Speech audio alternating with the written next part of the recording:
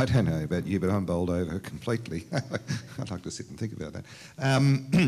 We thought that, I mean, we'd make it relatively easy for you first thing on a Sunday morning and not force you to work too hard. So we thought that we'd follow rather than making you start to think and talk and all that sort of thing this early in the morning, we'd follow the panel presentations by some brief interventions from the floor, from people to talk briefly about their own local situations.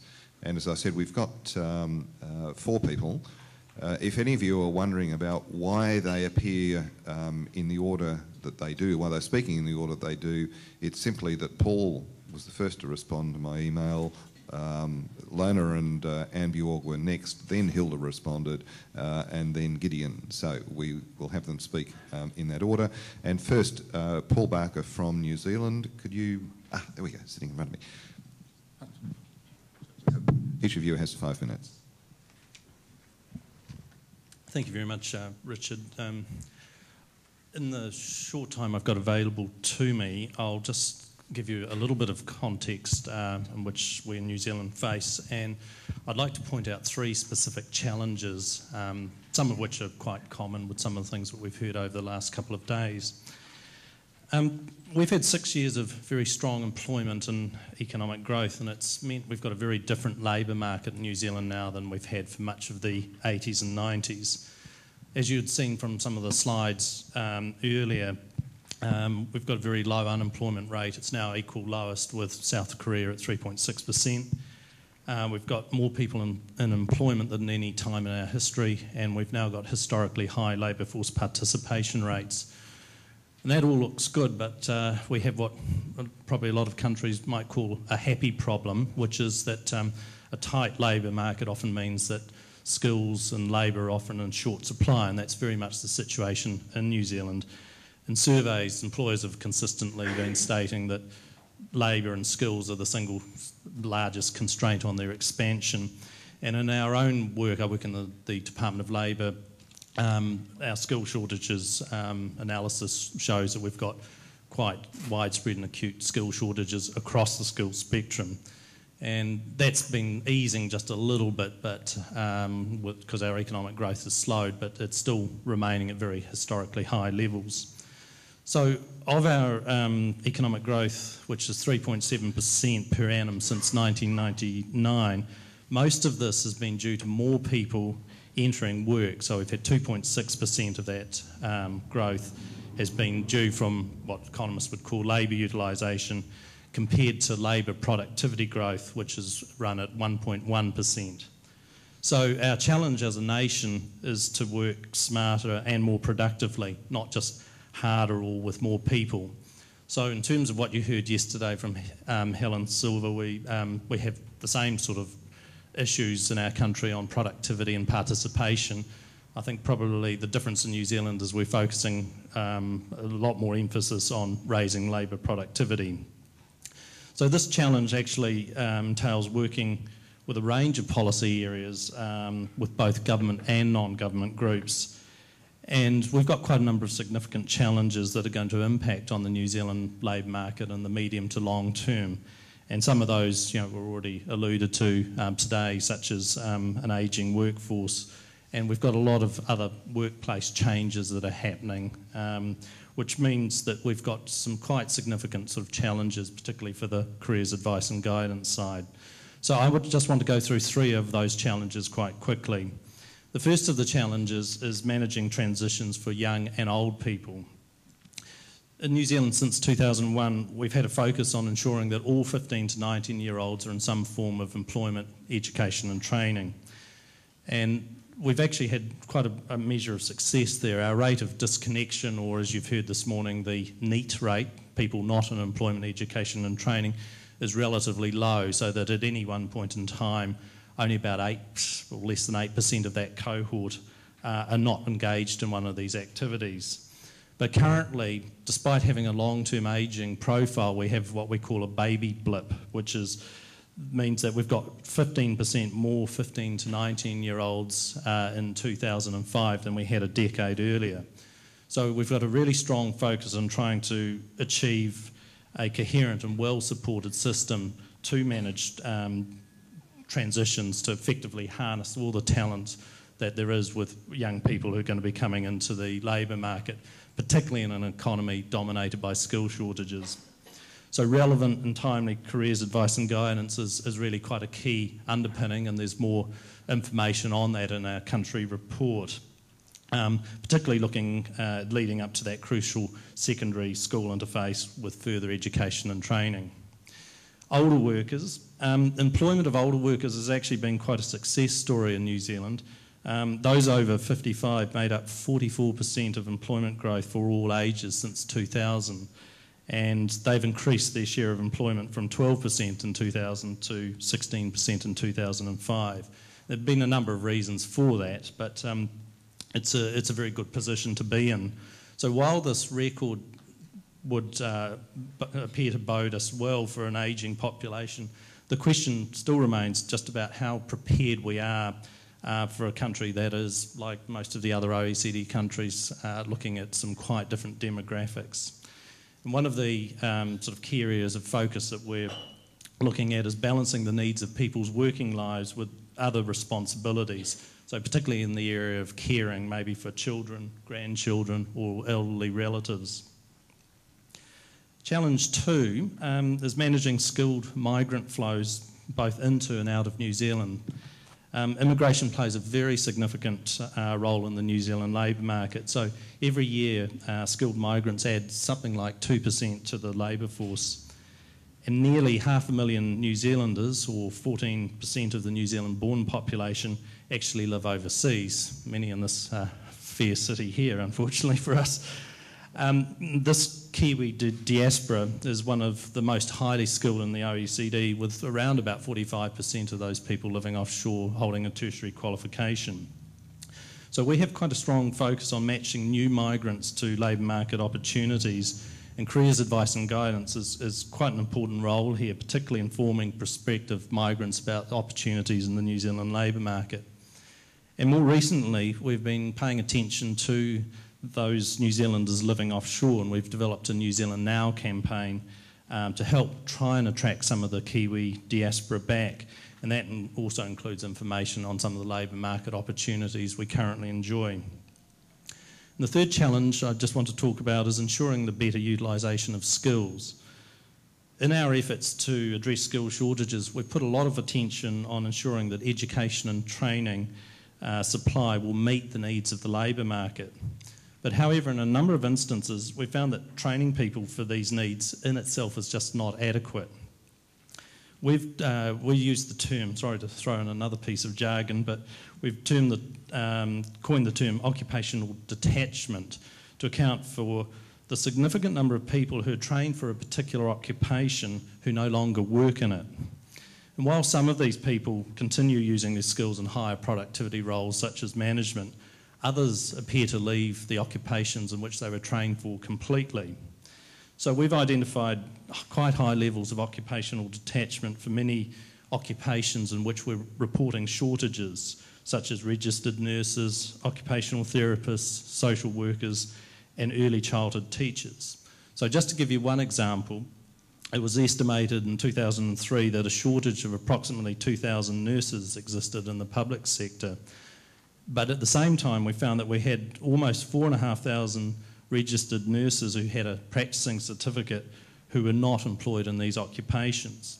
And another survey also indicated that many of those people who had a practising certificate in nursing but were not in the nursing occupation would consider returning to clinical practice. So it appears to us that the attractiveness of some occupation in terms of pay and conditions is playing quite a significant factor in attracting and retaining the workforce. But we're also finding a number of industry groups with quite well-paid jobs also report difficulty in attracting and retaining people. So it's not just simply something that's related just solely to a single factor such as pay and conditions. So the extent to which timely and accurate information and careers guidance can assist the movement of trained and qualified people into occupations is obviously something of attention to us. But increasingly, I think we're coming to the view that the focus of careers advice and guidance needs to be perhaps broadened to try and better understand what is going on behind occupational detachment. And we're really in the throes of trying to get a better understanding of why some people abandon their careers away from areas that initially attracted them to it. So we'd also be very interested to talk to any other countries that, or any other experts who might have been looking at this phenomenon. Thank you.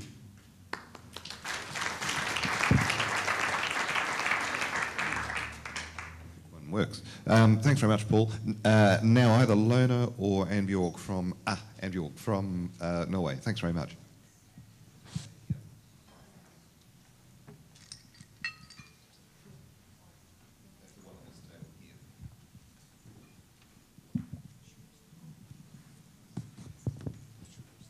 It's on, yes. I'll try to say a few things from a Norwegian perspective. Since English is not my first language, I would like to read what I wrote. That's the easiest thing for me. Norway's challenges in terms of a high demand for human capital and skilled workers are the same as in other developed countries. And at the same time, the size of the working age population is shrinking. The labor market demands are reflected in the labor statistics. Numbers from the Norwegian Public Employment Services from 2004 show an unemployment rate of only 3.9%. And this number is expected to continue downwards in 2006. This low percentage is connected to a strong economy with high investment, especially in the oil industry. In 2006, we also see an even stronger growth in private consumption than in 2004, 2005, stimulating employment growth also within trade, hotel and restaurant industry, and in general in health, social, and other personal services. So a low interest rate and high investments both in the private and public sector all points to further production growth. But this is probably contingent on our ability to reduce the unemployment rate even more and to engage all those who are out of the labor market with abilities to work but for some reason not registered in the statistics as unemployed. Some politicians in Norway claim that we can afford an unemployment rate of 3.9. They claim it is normal and very low compared to other countries, and that in practice it is impossible to reduce it even more.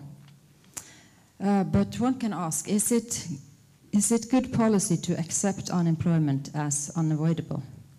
Especially when going behind the numbers in the statistics, we find school dropouts, people who did not complete upper secondary education, or who are immigrants with little education, low skills, and insufficient competence in Norwegian language.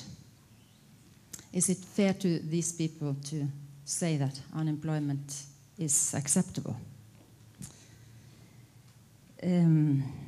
If people in these risk groups manage to get a job, they often do not have a stable connection to the labor market. They are the first to go if an enterprise has to downsize and lay off people.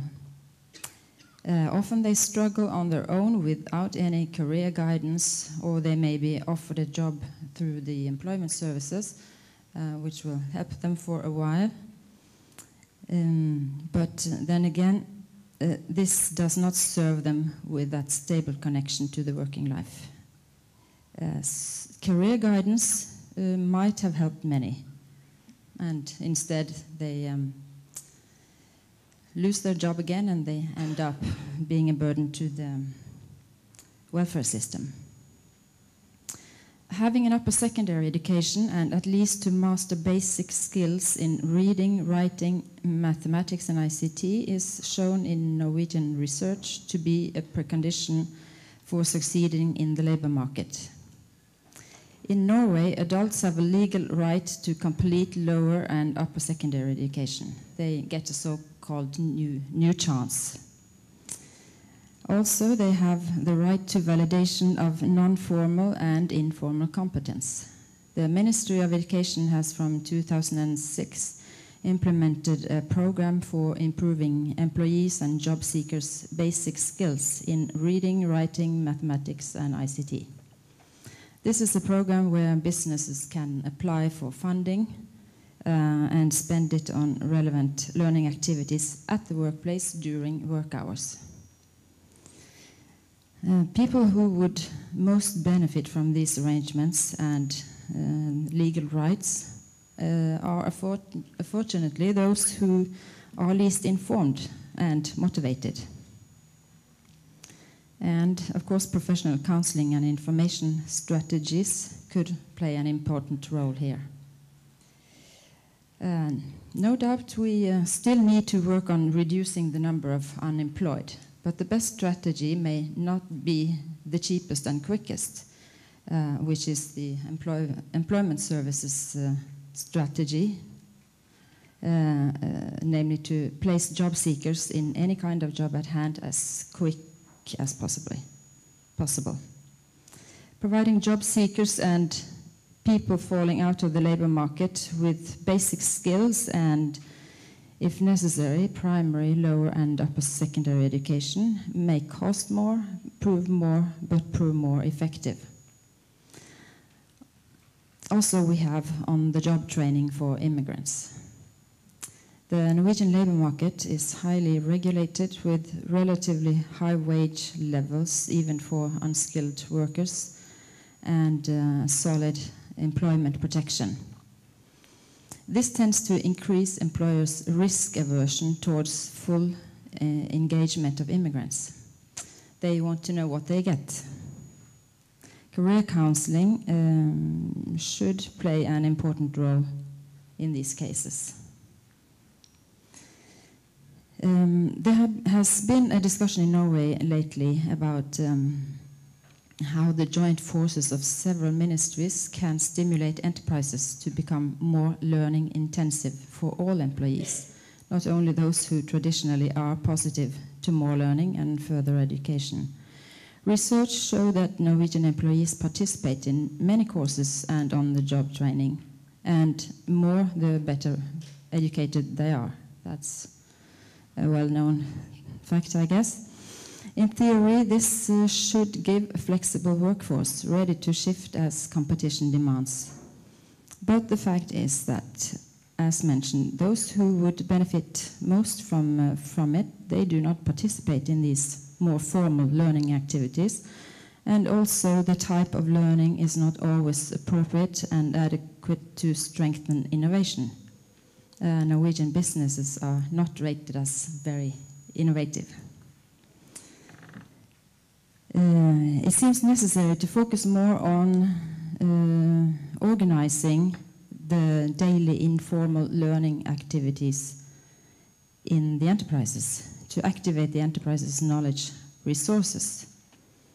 But this is totally up to the enterprises themselves. So what can the authorities do in this case? Using different means of stimulation and persuasion. It's just hard work, takes time. This program I mentioned might be one effective means. We don't know yet, since it starts in 2006, but we're looking forward to see how this will go.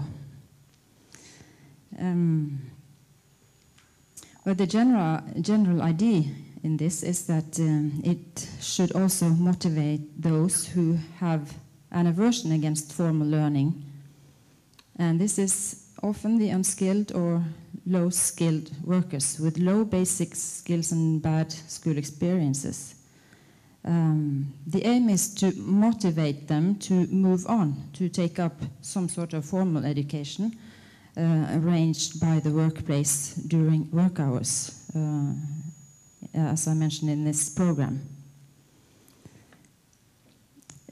This will then be a safety net when it comes to changes at the workplace, or in worst case, closing down of the enterprise. And it may also be a step towards completion of a formal education or more formal education. But again, this may be nothing worth unless some relevant guidance and information on the matter is given. So here, information and guidance is crucial.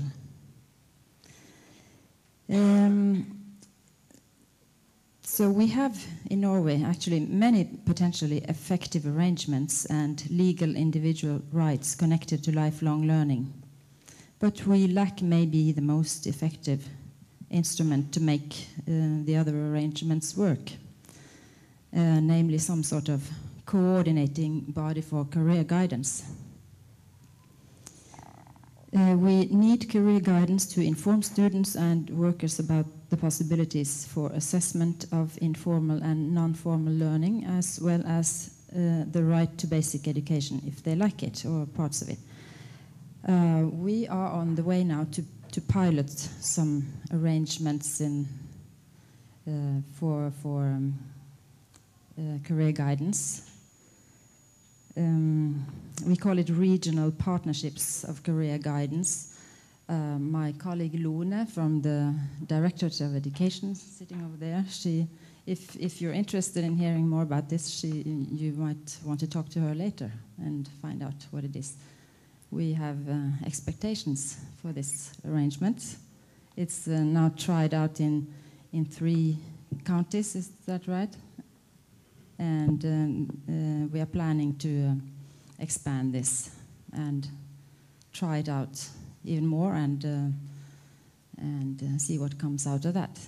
So, thank you.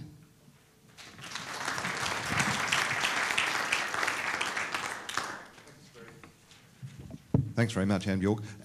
Next, Hilda from Botswana. Would you like to say something for 5 minutes on the situation in Botswana? Thanks.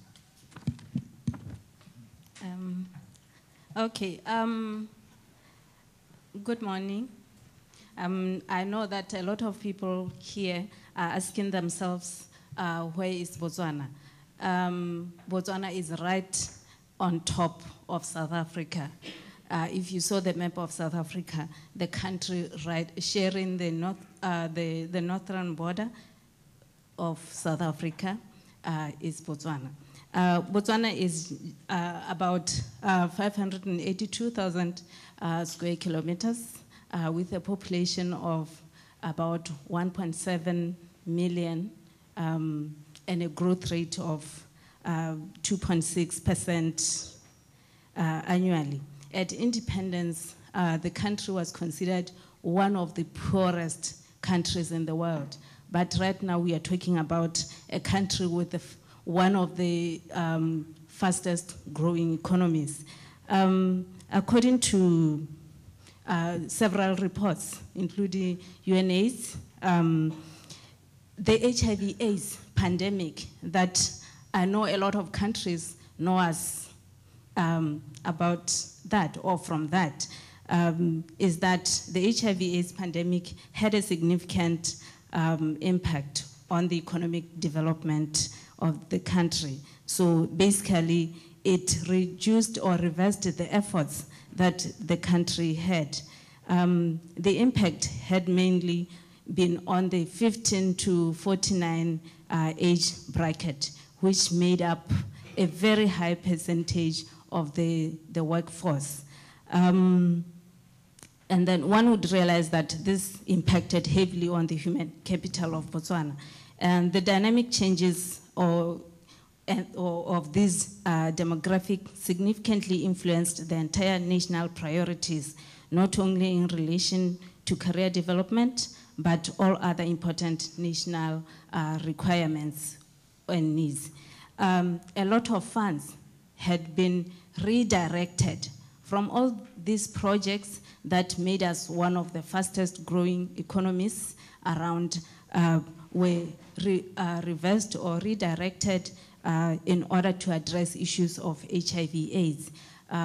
To give a few examples, we needed the funds to buy the drugs, especially the antiretroviral drugs. We had to engage into intensive educational programs relating to HIV/AIDS. We had programs such as prevention of mother-to-child, transmission, and we had home-based care systems because the hospitals couldn't be able to couldn't cope with the demand. It is against this background that the government and private sectors were reluctant to get rid of older employees who had more work experience and were about to retire. Remember that I said the HIV/AIDS pandemic has greatly affected the 15 to 49 age bracket. And on the other hand, most of the young graduates without jobs, as you have seen, I was thinking when I was sitting here, CIA did a good job. So the youth are really unemployed. And because of this criterion where now experience was used, it meant older workers would be kept longer in the work system. Now, it is ironic, however, that as a result of the technological advancement and globalization, with almost all organizations relying on ICT or IT, the majority of older workers are or were technology challenged and intimidated. So you can imagine it means we needed the youth to step in because they do not have a problem with that. And this situation posed a dilemma on the government as a major employer and other employers for the need to address this challenge. Although there was no study done in this area, the experiences shared by the different government departments and the people that I supervise, who are the teaching force in the country, did share a lot about the challenges that they were facing regarding this. To give a few examples, older folks who were mainly in senior positions would not touch a computer if they had one in their institution. And if they could, they did not know how to deal with or how to respond or how to deal with correspondence that was made by email if they were connected to the internet. And the government, as a major employer, like I mentioned earlier, and followed by the mining sector, which is a parastatal, the challenge for Botswana government is to diversify the economy to create more jobs.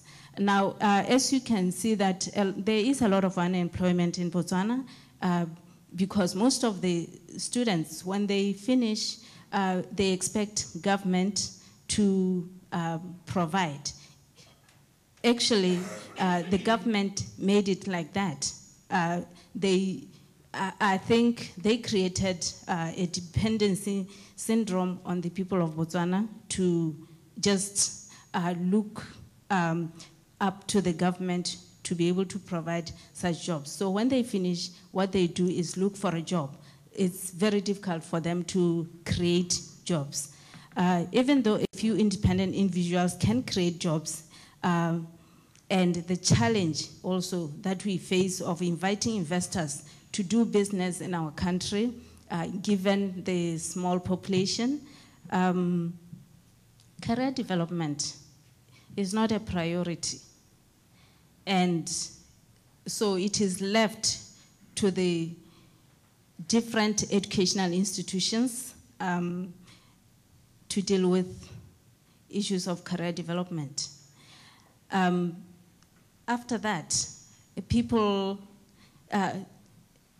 use their own creativity to see what they do with the education that they acquired when they were still at school. So the non-school going people have to fend for themselves. So the government has, however, planned to have career resource centers in some regional areas in the country. And this is in its latest national development plan that is being used now. And these centers would be accessible to the public. But we really never know when this will be happening, because as I said earlier, a lot of the funds are used on HIV/AIDS issues. The almost non-existent or weak collaboration between the private sector and the government has a negative impact on issues of career development. And according to one of the studies that was done by Botswana Institute for Development Policy Analysis in 2001 on national employment and manpower, the last study on employment survey was done more than 2 decades ago. And this may explain the disparities between the skills acquired by unemployed graduates and the market trend and needs. And my presence here was really to find out from other countries how change can be influenced in order to have career development services, especially policies. Thank you.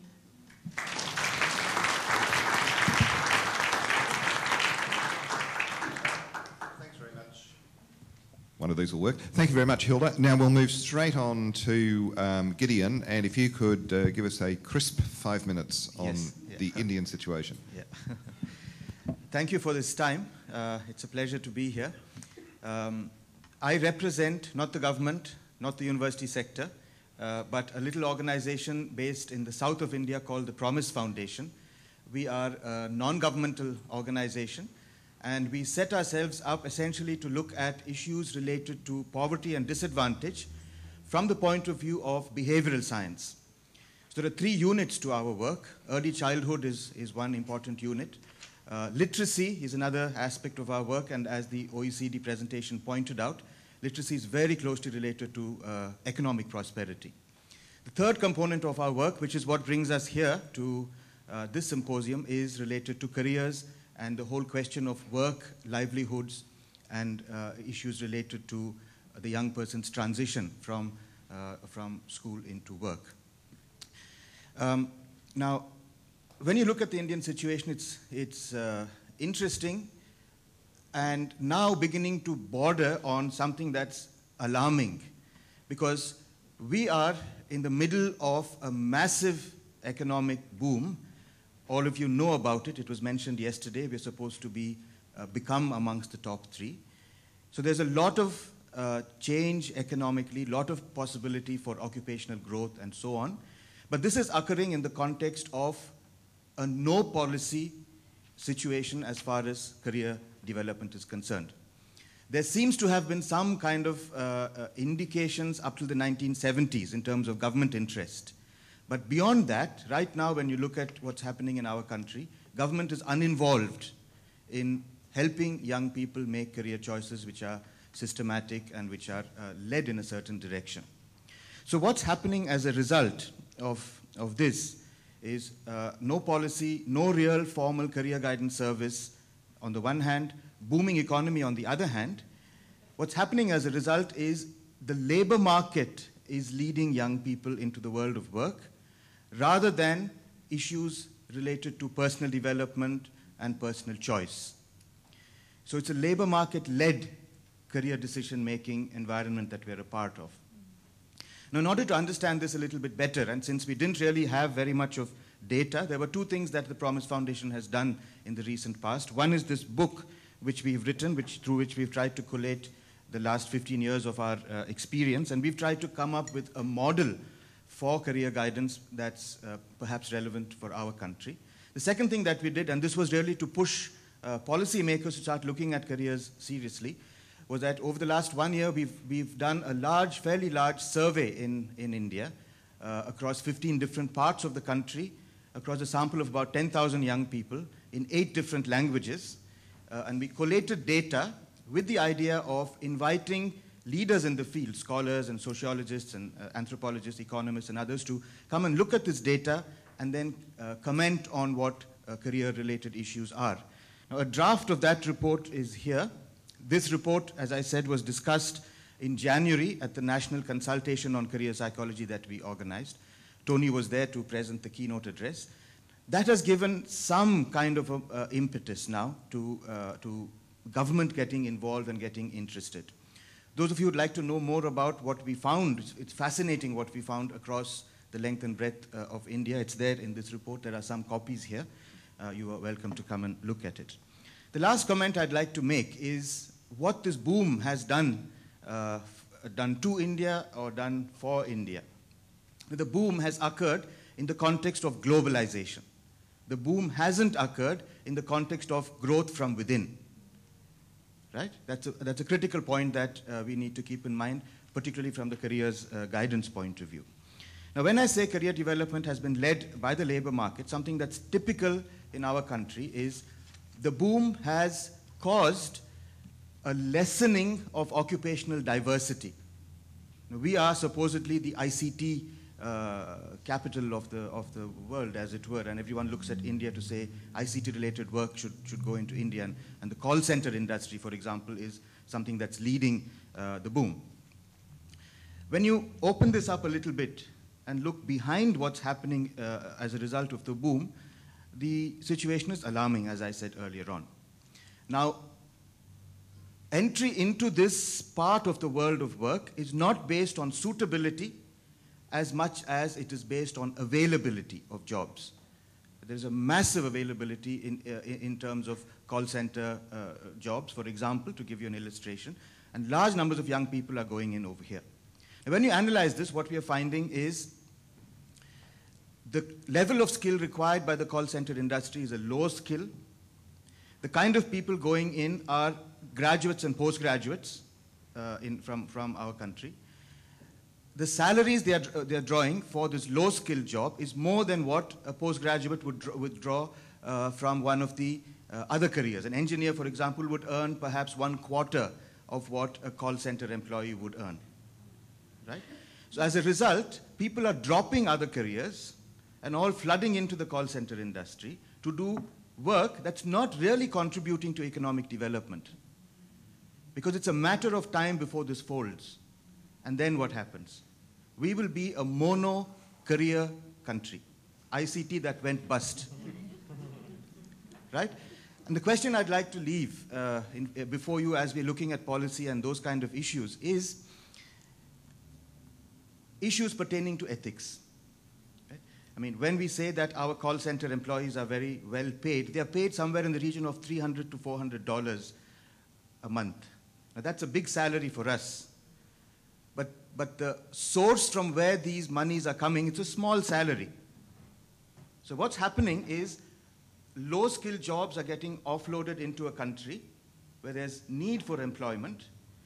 Occupational structure is being destroyed as a result. And after some time, it will move on to another country where labor is cheaper. Right? So what is our stand as careers people? When I sit in front of young people, I mean, the other thing that happens is a massive psychological fallout. Because something that's required from a call center employee is to change his or her identity. You can't sound Indian on the telephone. So there is accent correction classes that you have to go to. You have to speak with a twang if you're speaking to an American, and with glottal sounds if you're speaking to a British, perhaps, person. You know, you're trained to do this. You're trained to do this. And you work in the middle of the night. When everyone else is sleeping, you go off to work. You change your name. Yeah? Just so that you service the needs of another country that doesn't want to wash its own laundry. And that's what is happening behind this so-called boom. And careers guidance needs to be defined within this this context of what's happening in the developing countries. And what is our stand? I mean, is my stand as a counselor to tell this young person, don't go into this job? Or is it to say some of these things? Suitability versus availability. I mean, is that a policy question that we want to take up? Are we being exploited? Is this another form of colonization? If we had an E to the beginning, are we talking of e-colonization over here now? And is there a policy stand on that?